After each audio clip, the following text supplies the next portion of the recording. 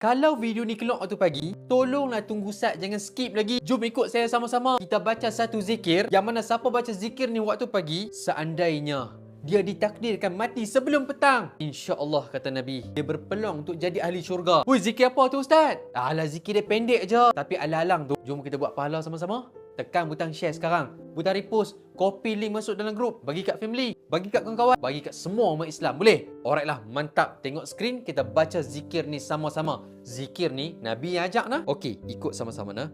Allahumma anta rabbi la ilaha illa anta khalaqtani wa ana abduka wa ana ala ahdika wa wa'dika mastata'tu a'udzubika min syarri ma sana'tu abu'u laka bi ni'matika alayya wa abu'u bi dhanbi faghfirli fa innahu la yaghfiru dzunuba illa anta. Macam dapat tak? Kalau ada dapat, sebarkan video ni sebanyak yang mungkin. Semoga kita semua berpeluang untuk jadi ahli syurga. Amin ya rabbal alamin.